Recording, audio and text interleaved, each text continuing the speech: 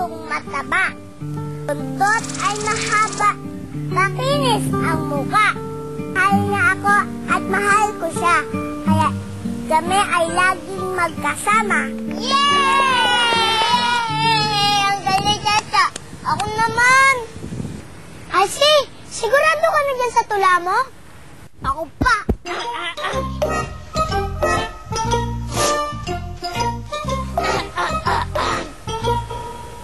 Paapod, balikat ulo. Paapod, balikat ulo. Hindi naman pala yan, Isaac. Teka, tama na muna yan. Ano mga kulilits, marami ba kayong natutunan sa pagiging makabayan? Dapat natin malaman ang mga pambansang kasuotan at ang mga larong Pinoy. Dapat mahalin natin mga ating bayan sa isip, sa salita at sa gawa. Tama! At ang sabi nga rin ng pambansang bayani natin na si Jose Rizal, ang hindi marunong magmahal sa sariling wika ay higit pa sa hayop at malansang isda. At ipagmalaki natin na tayo ay Pilipino, katulad ng pamilyang Superingo. Alam niyo ba ang mga pangalan ng kapatid ni Paring Makisig ay mga salitang Tagalog?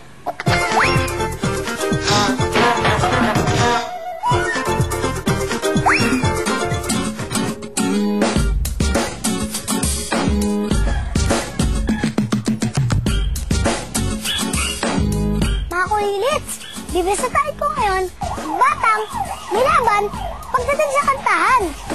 Tara! Naku, saan na ba yun? Block 14.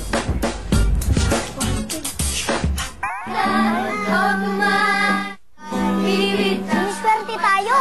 Hindi lang siya. Pati mga kapatid niya, andito. Tara, puntahan natin. Check this out. Bugoy, nandito ka pala. Buti nakapunta ka. Tara, buka muna dito. Siyempre, ikaw pa.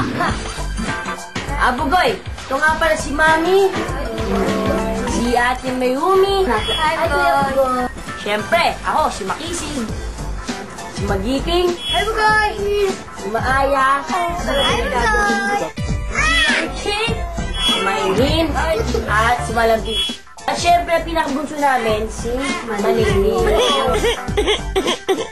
Bakit niyo po naisipan na gano'n ang pangalan nila? Naisip namin kasi ni Tito na, yun nga, nagkaanak kami, bigyan namin sila ng mga Pilipinong pangalan para paglaki nila, maging ugali rin nila eh. Nangyari, meron ako Mayumi. Paglaki ni Ate Mayumi, dalagang Pilipina, di ba? Ganun po ba? Ang ganda pala ng meaning ng pangalan nyo. Tatak Pinoy talaga. Di ba magaling kayo kumanta? Pakita yung mga awards nyo sa akin. Tara, pakita namin sa'yo. Ito yung pinakauna kong naging award dun sa school namin. Ito yung 2006 pa to, matagal na to. At ito naman, yung sumali ako sa Little Big Star. At first runner-up ako. Siyempre, masaya-masaya ako dahil nakaabot ako dun sa top na yon. Ito, yung naglaban kami dun sa LA this summer lang. Kasama namin sila Rap Salazar. Second din ako dun, so may mga medals din. Gold medals, silver. Tapos, etong tatlong to, 3 overall, gold plaques naman sila. Sa Do It Bulili, sumali rin kami dun sa MTV. Ibigin ko'y ikaw.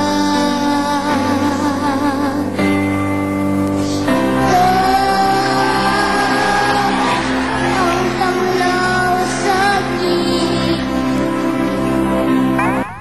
Kahanga-hanga talaga ang talentong Pinoy, no?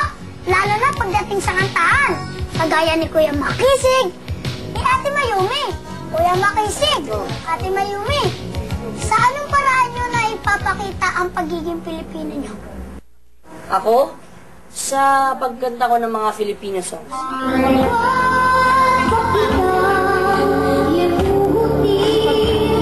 Kasi doon ko na ipapakita ang pagiging Pilipino ko. Napakita ko yung pagiging Pilipino ko sa pagtangkilik sa mga pelikulang Pilipino. Oo nga!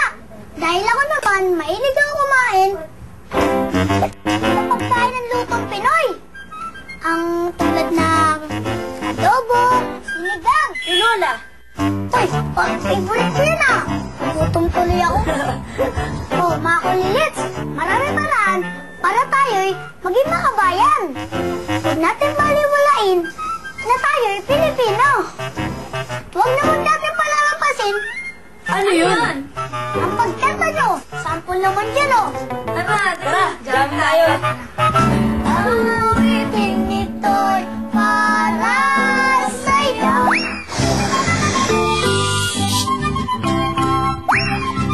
Nagawa tayo ay sarili natin, bandila, gamit ang clay. Panoorin nyo kami ni Kuya Bugay. Asul para sa kapayapaan.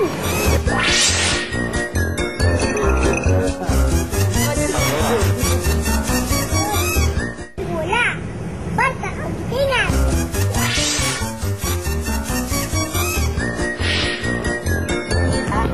Gagawa tayo ng triangle.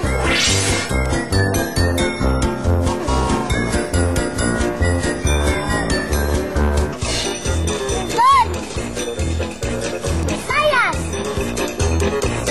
Mindanao. Araw na may walang sinag.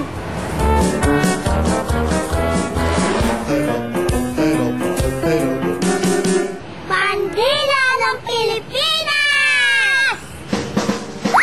Huwag kang makulong